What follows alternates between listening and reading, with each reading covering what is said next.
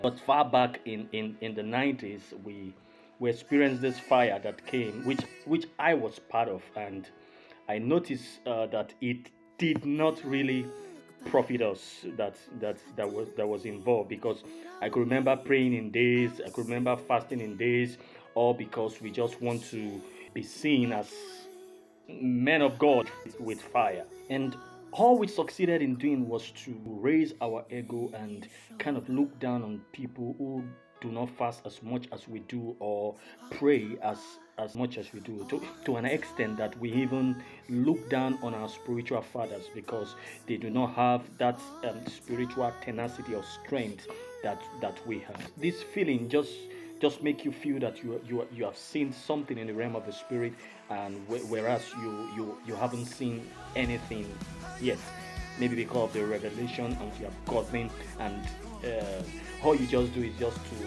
look at people around you and feel that they are not as anointed as you are. I thought that the Bible says that they that wait upon the Lord shall renew their strength, because I look at the concept of waiting on God, and some of us have kind of used our human understanding. Who told you that it cannot come in a minute? Who told you it can't be there in 30 minutes? I feel that it can come in 30 minutes. It can come in 1 minute, because you cannot determine the time that is going to visit you. And some of us usually find ourselves, because all in the name of the quote that I must be there for 10 hours, I must be there for 9 hours.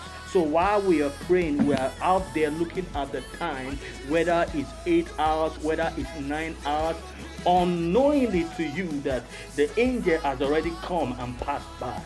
It might interest you to know that Jesus Christ fasted 40 days and 40 nights. But it will interest you to know also that Jesus Christ never knew that he fasted that long.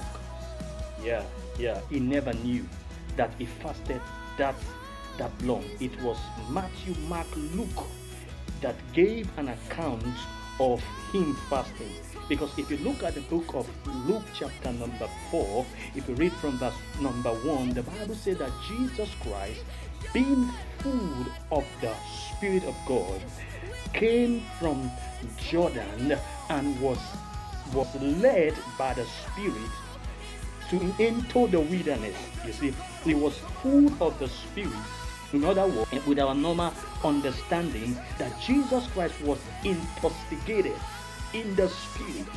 You see someone that is intoxicated, they are not with their human senses anymore, because they do things that look so strange. Need I tell you that while he was fasting, he never knew that he had fasted that long. In other words, he never determined the timing of his fasting. But some men were there while he was led into the wilderness. Let me put it in a more explanatory way. He was led into the bush. Yeah, he was led into the bush, but whilst he was in the bush, some men took an account that this man was just wandering. He was wandering in the wilderness. That's the original interpretation. That he was wandering. In point is, I ain't going against people who fast that long and who pray that long. As a matter of fact, I am a praying person. I fast a lot, and but my point is that let's not build a religion or a structure whereby we begin to feel that if we have not prayed that long or fasted that long, then God is not answering our prayers. Or for those of you who have involved yourself in those marathon of prayers and fasting, not looking down on those other brethren that do not have the capacity or the grace that you have. I want you to understand that we are all pursuing different assignments. There are some people that may not have that thing that is burning on the inside of them, but they are just calm in the spirit. But that does not make them a weakling.